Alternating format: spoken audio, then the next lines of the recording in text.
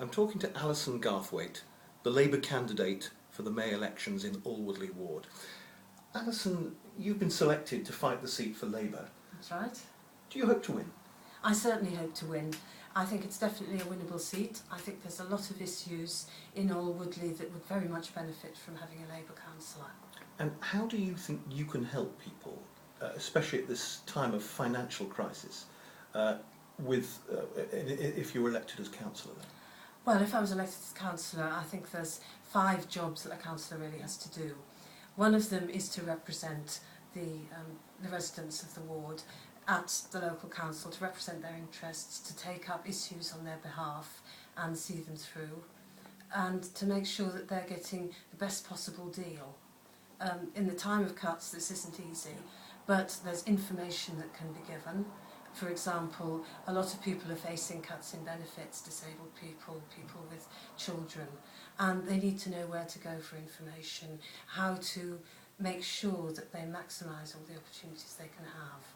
And I'm very experienced in doing that sort of thing, so I would like to assist with that. I know that there are issues with the buses and transport, as there are where I live. And in my branch, I've been chair of my branch of the Labour Party for the last 11 years. And buses is one thing that we have campaigned around, quite successfully, in fact. Oh, that's good. So, and I know that is a big issue in the area. I think that there can be isolation as well. And fear, particularly in the time of the cuts in the police force. And of course we're doing a very major campaign at the moment. The Labour Party is about cuts. And making sure that policing is properly used and doing joined up thinking to make sure that all the agencies are working together. And that is something that I think a councillor should be very much in the centre of. The public would look at Alwoodley and say, here's a wealthy area, an area with 3 Conservative councils almost for as long as anybody can remember. Why do you think that people might now consider voting Labour when they've always voted Conservative in the past? Well, for a start, it's not altogether a wealthy area. There are several areas of social housing, council housing, and the people there in particular will be suffering from the cuts. Also, other people who perhaps were feeling fairly affluent before are now going to be thinking, well, perhaps the government isn't quite doing what they thought it would do.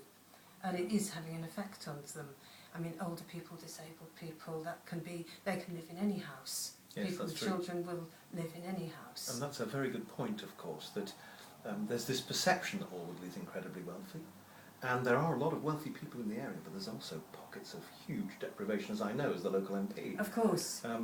Do you think that we can motivate the people that really are suffering, and suffering more now under this coalition government, to come out there and vote for you as a Labour councillor? Because in the past we've got some very high Labour votes, but we never quite succeeded in overturning the Conservative majority. Is now the year that we can do this? I think now is definitely the year.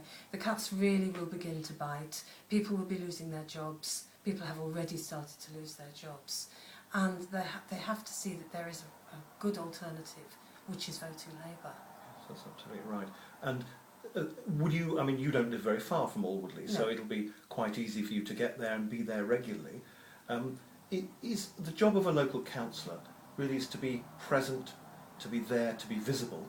Is that something that you're excited about doing? I'm very excited about doing that. I'm very excited indeed.